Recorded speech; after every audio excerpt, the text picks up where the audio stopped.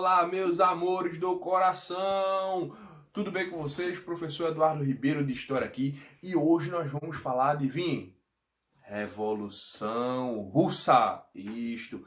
Vamos falar do momento revolucionário russo, que é aquela coisa, viu? Diga a vocês, é um dos assuntos mais importantes da geopolítica atual, porque graças à Revolução Russa hoje o mundo ele tem uma dinâmica geopolítica, econômica, social totalmente diferente.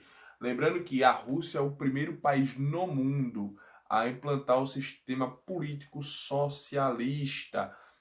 Antes da França, nenhum outro lugar havia de forma oficial implantado um sistema político-econômico deste, idealizado por Karl Marx e Friedrich Engels, certo? Ainda no século XIX. Então a Rússia é o primeiro país do mundo a conseguir implantar o sistema do socialismo, né? A economia planificada. Mas para a gente entender como isso foi possível, como ocorreu, como vai acontecer, é interessante a gente perceber os antecedentes, até porque os antecedentes eles falam muito. O panorama, né, o pano de fundo, que permite a chegada deles ao poder, do socialismo ao poder, a chegada de Lenin ao poder como líder da Rússia revolucionária, só é possível graças a uma conjuntura muito específica. Que vamos lá, né? Sejamos francos, a Rússia ela era um poço de problemas, uma panela de pressão efervescente de problemas, que estava a ponto a explodir a qualquer momento.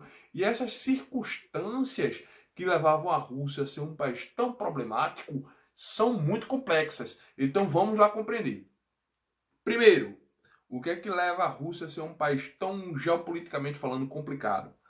Ainda no início do século XX, era um país de configurações semifeudais. Semifeudais? Feudalismo medieval? Sim, o mesmo. A Rússia, ainda no início do século XX, ainda vivia esse sistema econômico, claro, adaptado à conjuntura russa, certo? Não é exatamente o mesmo feudalismo que a gente falava da França, da Inglaterra e afins, mas adaptado à conjuntura deles, e ainda se vivia um semifeudalismo, certo? Com algumas diferenças, mas a gente tem a presença de um sistema econômico medieval numa Rússia do século XX.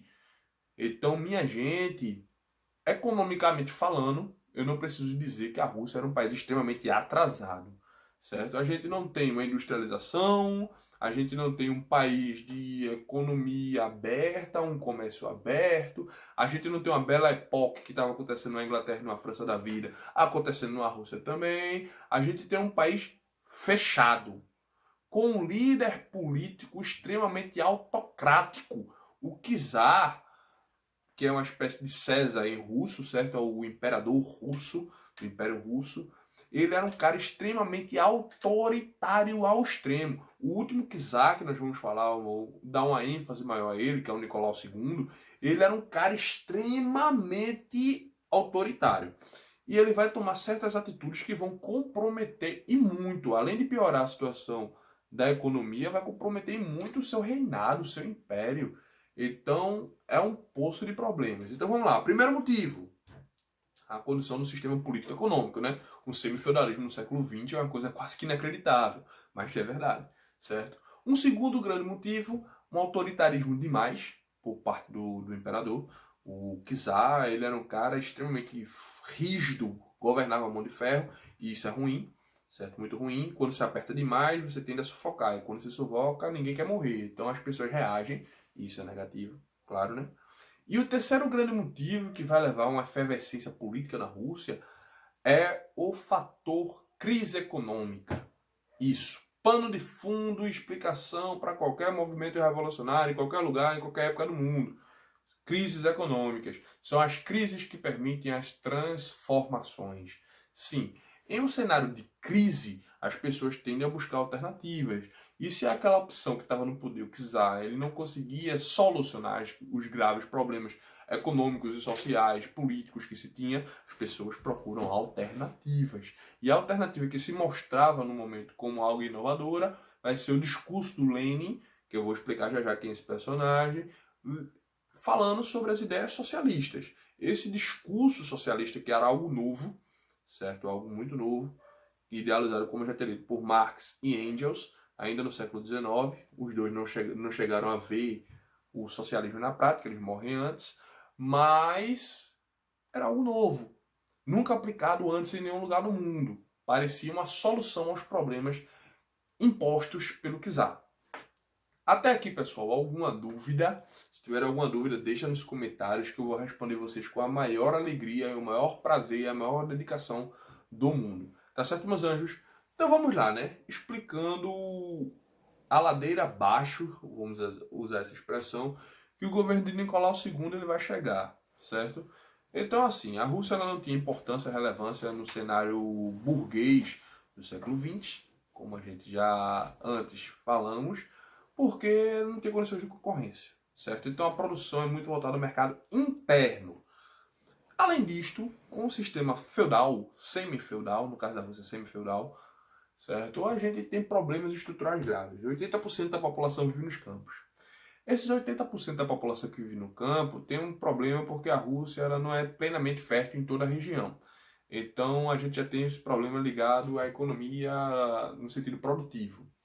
Para piorar a situação, a Rússia também não é produtiva o ano todo porque é um país frio, neva muito, então isso não permite uma prática agrícola todo ano. Não é o caso do Brasil, por exemplo. Então a gente tem essas primeiras circunstâncias. 80% da população que vive no campo são 80% de pessoas que muitas vezes, em boa parte do ano, não tem o que comer. Como é um sistema semi-feudal, lembrando, os direitos da nobreza, da terra, ainda eram muito valorizados. Então a gente tem uma população extremamente oprimida, que passa fome, passa necessidade. Então isso é algo muito grave, muito complicado, até o início do século XX, certo? Para além disso, além desses fatores óbvios, que o feudalismo não é mais aplicado, não tem condições de ser aplicado, aliás, se a gente for pensar pelo sim, pelo não, ele nunca teve, na verdade, né? Porque ele sempre foi um sistema de opressão às pessoas, né? Com exceção de quem é o dono da terra, mas enfim, isso é uma outra discussão. Para além disso, nós temos que destacar as atuações que Nicolau II, o último czar, o último imperador russo da família Romanov, ele tomou, certo? O Nicolau II, Romanov, ele tomou algumas atitudes que é complicado, foram conturbadas. Primeiro, ele foi um cara que envolveu-se em muitas guerras. E a gente sabe que envolvimento em guerra é algo difícil. Nossa, professor, sério? Sério? Ou você acha que uma guerra é gratuita? Uma guerra de graça? Uma pessoa quando faz uma guerra, vamos lá, o Estado tem que gastar contratando militares, certo? Ah, mas já tem um exército pronto, certo, meu bem, mas tem que pagar o salário desse povo de todo jeito, não é? Quando vai para a guerra, você tem custos a mais como munição, você tem que comprar, certo? Você tem custos a mais com a alimentação do soldado, afinal de contas você não pode matar o cara de fome, né? Você tem que alimentá-lo. Você tem que levar em consideração que há muitos, né? Não vou dizer nem alguém, eu vou usar o termo alguém, mas não vou usar esse termo. Alguém, muitos vão levar tiros, vão ser baleados, vão ser mutilados, e o Estado tem que ter dinheiro para socorrer essas pessoas, curá-las, se não for possível curar, tratar, e muitas vezes eles morrem e o Estado tem que indenizar a família, né? Então, assim, os custos para a guerra elas são altas. Quando se faz uma guerra, você busca obter o retorno em cima desta. Então, assim, você busca vencer, né, para tirar o prejuízo do derrotado. Mas é um problema quando você perde a guerra. E é o caso da Rússia. A Rússia ela vai entrar em conflitos, e muitos, não poucos. E esses conflitos que a Rússia vai enfrentar, ela vai sair derrotada em todos os que eu vou citar aqui. Então, assim, complicado, certo? Ela vai sair derrotada em todos. Aí ela só faz tomar prejuízo, lucro nenhum. Então vamos lá, partir para o princípio, né? A gente tem alguns exemplos de batalhas, como exemplos terríveis que a Rússia ela vai submeter, que a Rússia vai enfrentar. A gente tem um exemplo da Guerra da Crimeia, um grande exemplo de como a Rússia ela se envolveu em uma guerra e teve problemas com isso. Essa Guerra da Crimeia na região dos Balcãs, ela buscava ter uma influência na Península Balcânica e ela é derrotada, né, numa aliança de países, envolve França, o Império Otomano e outros, e ela é derrotada. Então a gente já tem um primeiro gasto de guerra alto. Ela faz essa guerra na Península Balcânica, ainda no final do XIX para início do século XX, tentando obter uma primazia naquela região, uma influência naquela região, e ela é vergonhosamente derrotada, ela perde, ou seja, ela só toma os prejuízos da guerra, não consegue ganhar nada com ela. Então, assim, para se fazer guerra, tem os custos, como a gente já falou. Esses custos saem da onde? Aumento de impostos. Então, ela vai precisar autorizar o aumento de impostos. Os impostos eles sobem, quem tem que pagar é a população, porque, claro, ele não abre mão dos seus privilégios, dos seus direitos de nobreza e de imperador. Então, ele vai continuar vivendo no luxo, enquanto a população vai ter que pagar mais impostos por uma coisa que ninguém teve retorno. Então, essas coisas já eram difíceis por conta do sistema político-econômico. Agora a gente tem uma dificuldade ainda maior por conta destes fatores. Certo? A Guerra da Crimeia ela sai como um grande tiro no pé. A Rússia, além de não conseguir estabilizar a sua influência nos Balcãs, ela ainda sai vergonhosamente derrotada. Um segundo grande conflito que a Rússia ela vai se envolver é na Batalha da Manchúria. Sim, que é essa Batalha da Manchúria ela se dá contra o Japão. É uma região na Ásia, certo? A região da Manchúria é uma região na Ásia que tanto russos queriam, achavam interessante, porque é uma região geográfica privilegiada para você ter acesso ao Pacífico, né? Quanto o Japão também queria. O Japão também queria essa região. Então, assim, a Rússia era um país antigo, muito antigo, milenar, e achava que fazer uma guerra contra um país que estava começando a aparecer para o mundo agora, que era o Japão, porque o Japão ele era um país de economia fechada, de governo fechado. O Japão estava se abrindo para o mundo agora, achava que ia ser um conflito extremamente fácil. Os jornais russos davam quase que certo que em 1900 e no início do século XX, o Japão ele seria derrotado de forma muito breve pela Rússia. Todo mundo tinha essa certeza, essa convicção. Resultado, o saldo. A gente tem uma Rússia derrotada por um país até então pouco conhecido no mundo, um Japão que sai vitorioso e começa a se impor no Oriente como uma nação respeitada. Isso. A Rússia sai derrotada para o Japão. Isso agrava ainda mais os problemas econômicos, porque, novamente, guerra da Manchúria, aumento de impostos, para poder pagar os custos de guerra, o imperador não abre mão dos seus direitos, não abre mão dos seus privilégios, no final das contas ele perde e não dá em nada.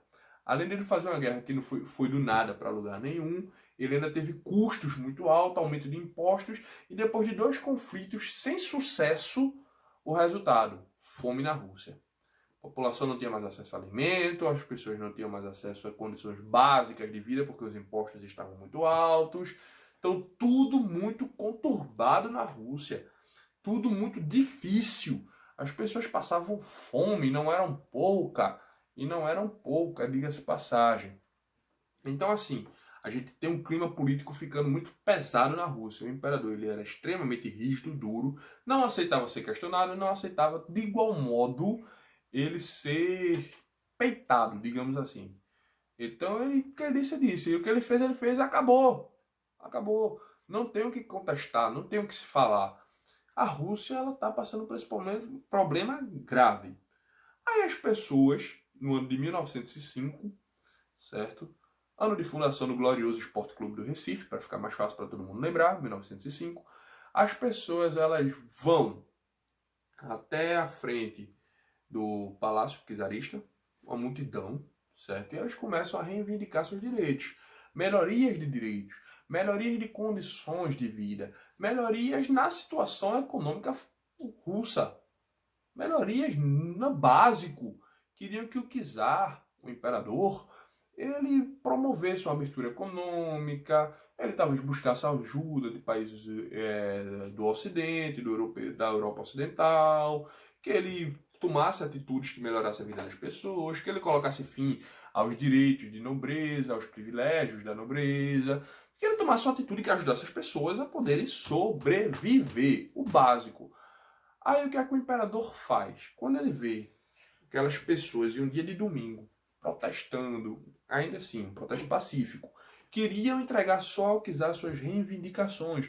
Quando ele vê as pessoas protestando, ele olha do alto do palácio dele e diz, o quê? E ordena ao próprio exército que atirasse contra as pessoas. Neste dia, muitos cidadãos russos eles são assassinados. Assassinados. Este episódio ele vai ficar conhecido como Domingo Sangrento, em 1905. Isso vai gerar outros motins, como o Levante do Encoraçado Potiquim, enfim, vários outros processos, vários outros movimentos revolucionários, em reação à atitude do czar mediante o Domingo Sangrento de 1905. Mas aí eu tenho certeza que você já conseguiu perceber o problema que a Rússia está inserida, meu bem. Pois é. Bom, amores, por hoje só. Vamos continuar na nossa próxima aula, tá certo? Aquele beijão para vocês e tchau, tchau.